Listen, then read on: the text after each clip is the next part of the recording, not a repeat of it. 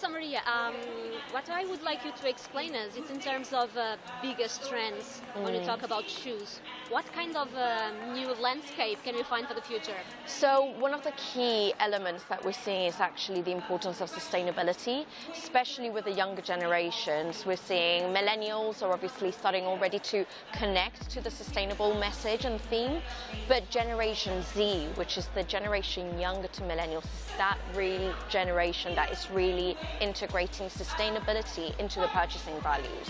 So definitely one that we see is going to have an impact in product and therefore footwear. So waste, for example, new ways of using waste in footwear like plastic. Plastic has become a huge issue that everyone's talking about. We've got Adidas, for example, with Parley. They've done a collaboration for some sneakers now and having to use plastic and ocean or even ocean waste into their footwear. So this is probably one of the biggest issues that we're starting to track for 2020 onwards. Behind us there's a presentation about the consumer in 2020. Yes, what that kind is of part of it. We will find it at that time? So one of it is that what actually is called the locavist. So we're seeing that the consumer is moving and shifting away from globalization. So, and I'm sure you're noticing this everywhere in the world, wherever you go, rather than having to shop at a very big supermarket, at a brand that everyone knows, people are starting to move towards buying maybe at markets, farmers markets, or maybe small bio supermarkets, and it's just a natural shift from the consumer wanting to move into buying from low-scale manufacturers or low-scale businesses. And this is where we're also seeing this move also into better, ethically sourced, authenticity. All these big messages are really the ones that we're going to be anchoring to as we move on into 2020 onwards. And at the same time with technology, as we can see. So technology is one of the big issues that a lot of brands that we talk to actually struggle with, specifically because technology is such a big topic that people don't actually know, or even brands don't even know where to start.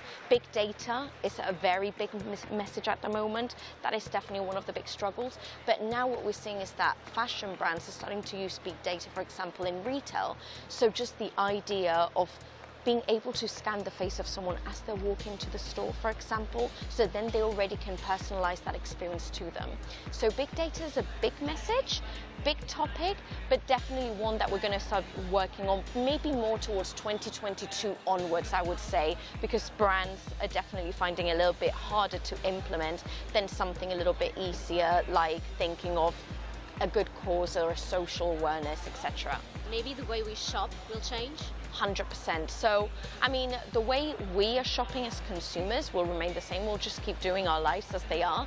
It's how brands will try and make it better and more relevant. So what I was saying, personalization, personalized experience in retail. For example, having a sales assistant know immediately when you walk into the store what you like, based on what you've been picking up in other previous occasions, or based on your the actual data they have of you, is definitely what we're going to be looking at more in retail. 100%, and they've got a shop in LA, which is incredible. Definitely recommend for anyone that's in LA to go and see it, because they are completely making personalization almost commercial, which is the complicated element. Bringing personalization and commerciality are a little bit disconnected, but Nike's doing that very well.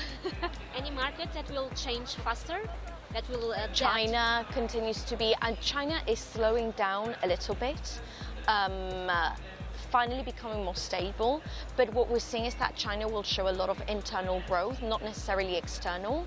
So what we're seeing is that there's a lot of brands, Chinese brands and local brands, that are going to be sourcing out. Nationalism is one of the big topics that we're talking about, not only across China but worldwide. This also goes back to that locavist, the customer wanting to shop from their own country rather than have to shop from other Western countries. Okay. So that's another driver that we're seeing. Thank you so much. You're very welcome. Perfect. Thank you. Thank you.